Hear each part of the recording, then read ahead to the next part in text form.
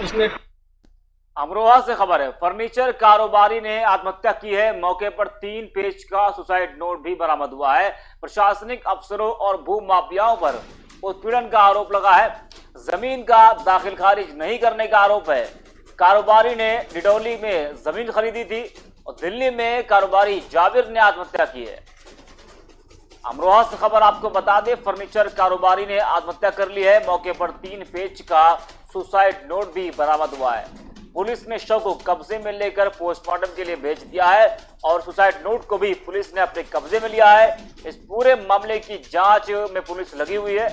बता दें कि दिल्ली में कारोबारी जाबिर ने आत्महत्या कर ली है। फर्नीचर कारोबारी है जाबिर।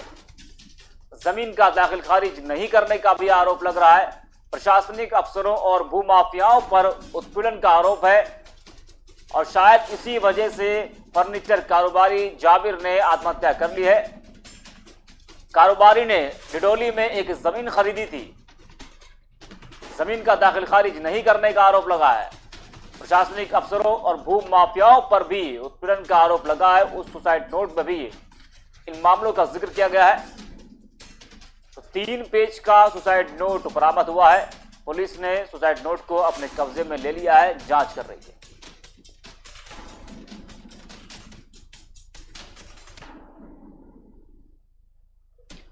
हमारे संवाददाता मोहम्मद माजिद जुड़ चुका है इस खबर पर। माजिद, सबसे पहले तो मैं आपसे जानना चाहूंगा कि सुसाइड के पीछे की वजह क्या है, क्या वजह निकल कर सामने आ रही है?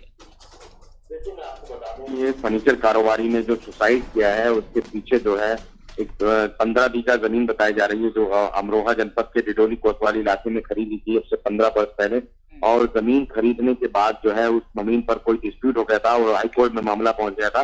हाईकोर्ट में मामला जीतने के बाद मामला जो है वो संबंधित एसडीएम की कोर्ट में पहुंचा और एसडीएम के यहाँ दाखिल खारिज कराने को लेकर लगातार व्यापारी जो है चक्कर लगा रहा था। लेकिन जो एसडीएम की तानाशाही है वो इतनी बढ़ चुकी है कि एसडीएम ने उसको दाखिल खारिज नहीं किया और दाखिल खारिज ना करने से जो है वो उत्पीड़न से परेशान हो गया। एसडीएम के उत्पीड़न से तो उसने सुसाइड कर लिया। बताया जा रहा है कि जमीन अब से 15 वर्ष पहले खरीदी थी, वो लोन लेकर जमीन खरीदी थी और वो तमाम कोर्ट से और तमाम जगहों से मुकदमा जीतने के बावजूद भी अमरोहा सदर एसडीएम विवेक यादव जो है उस जमीन का दाखिल खारिज नहीं कर रहे थे। उनका लगातार उत्पीड़न कर रहे थे।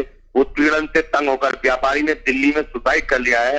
सुसाइड के बाद पूरा 3 पेज का सुसाइड नोट छोड़ा है।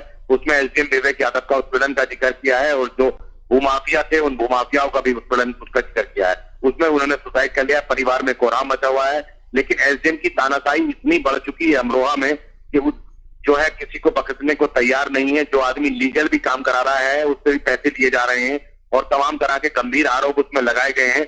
ये बड़ा बात है। तो माजिद, क्या इसमें जो भी जिम्मेदार अधिकारी हैं, क्या आत्महत्या के पीछे उनको जिम्मेदार माना जाए? और जिस तरह से आपने एसडीएम की बात की है, तो क्या एसडीएम के ऊपर और वो जो तमाम लोग इसमें मिले हुए हैं, क्या उन पर कोई कार्रवाई अब होगी? देखिए, पिछले काफी समय से एसडीएम कोर्ट में जो है दाखिल खारिज के लिए व्यापारी चक्कर लगा रहा था। लेकिन एसडीएम की तानाशाही इतनी बढ़ चुकी है कि लीगल काम भी करने को तैयार नहीं है। संबंधित तहसीलदार ने भी इस पूरे मामले में रिपोर्ट सौंपी थी जो दाखिल खारिज होना चाहिए था। लीगल वे में था क्योंकि कोर्ट हाई कोर्ट से लेकर तमाम कोर्टों से ये मुकदमा जीत चुका था। उन भूमाफियाओं से भी मुक्ति दिला चुका था।